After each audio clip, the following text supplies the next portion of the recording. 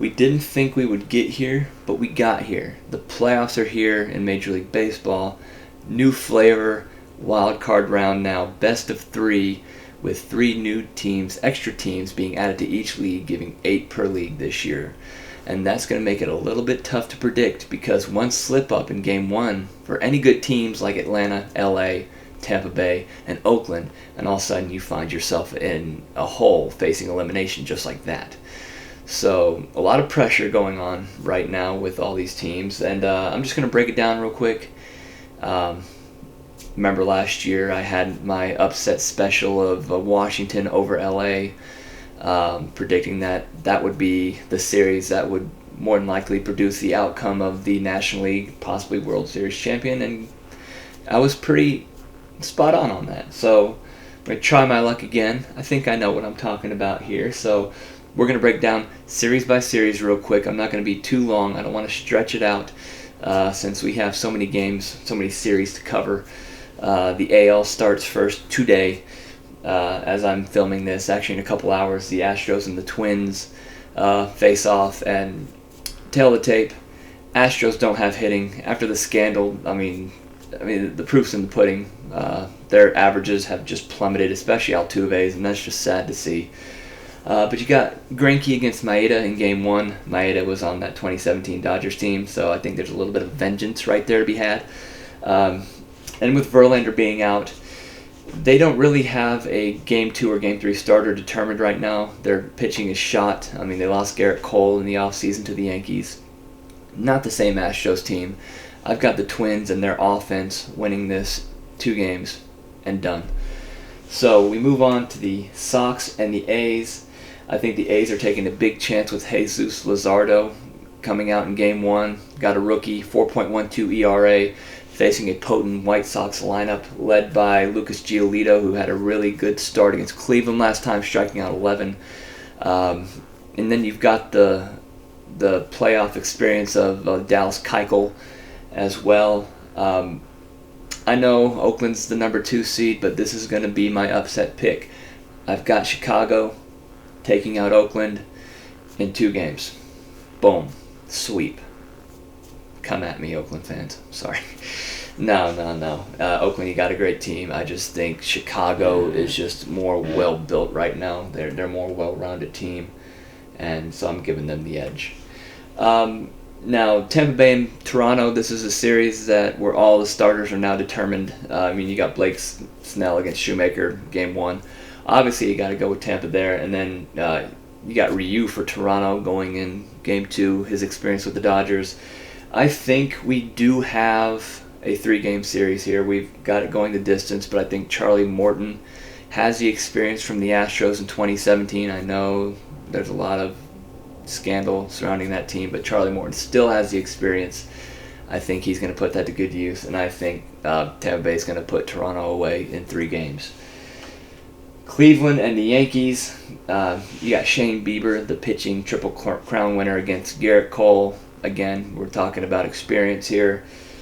And when you look at it, the Yankees, they got a great lineup, and they also can go pretty deep on pitching as well. When you got Tanaka going in Game 2 as well. I think the Yankees go in there and they sweep this series in Cleveland's backyard. Honestly, I think the Yankees may be the favorite in the AL in this postseason. We'll see how that plays out. I'll give my LDS predictions in another video when all this is over with. But now we've got my Atlanta Braves against the Cincinnati Reds. Atlanta struggles against the NL Central. They lost the season series against the Reds last year. I know it's a different season, different players, Braves adding Ozuna and whatnot, and the Reds now adding Trevor Bauer, who, with an ERA under 2, and he's still 5-4, that's very telling of the Reds' offense. Braves going with Max Fried in Game 1. I'm sure they're going with Ian Anderson in Game 2. This may be the only series Atlanta wins. We'll see how the other series play out and how I feel about the series going forward. But I do think Atlanta will win this series. First time in God knows how long they've won a playoff series. But I do think they take this over the Reds. Now, the Marlins and the Cubs. Their pitching is yet to be determined, but I do believe that the Marlins are going to go with Alcantara in Game 1. I'm a big fan of his. He's got some great stuff. He's got electric fastball, good breaking pitches. I hate playing against him as a fan of the Braves. I think he will get the Marlins off on the right foot, and I think that the Marlins will continue to have their unbeaten postseason series streak. They have not lost a postseason series, and I don't think that's going to happen now. I do believe that they're a young team, but they're a good team, and I think that youthfulness is going to overpower Bryant, Rizzo, and David Ross's Chicago Cubs. Sorry, Cubs fans, it's just a gut feeling. I've got Miami winning this in 3 games. St. Louis and San Diego, need I say any more? I mean, what else you want to know? St. Louis pitching Adam Wainwright in Game 2. I mean, he should have retired last year. San Diego built all the way around. I think San Diego is the team to beat in the National League this year, even over the Dodgers. They're just too strong offensively. They've got an amazing bullpen. The pieces that they've added during the middle of the year to bolster that bullpen. I mean, without a doubt, this is a sweep. Padres moving on to the next round to play the winner of the Dodgers and the Brewers. And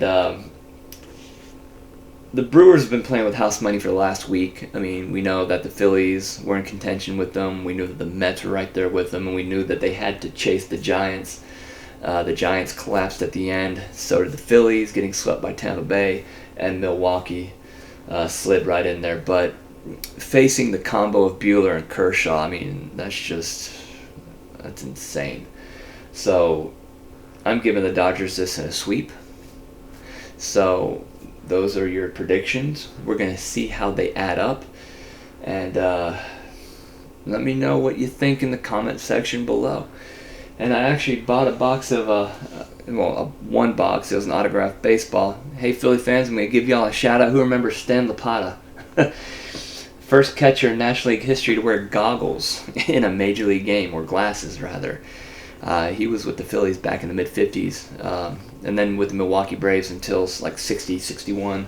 Fortunately, passed away 7 years ago, but actually, it was actually a National League baseball he signed, so this was like back from 86 to 88, so I'm festive now. I'm in the mood. Let's get these playoffs started, and let's see how smart or how dumb I am in this wild card round.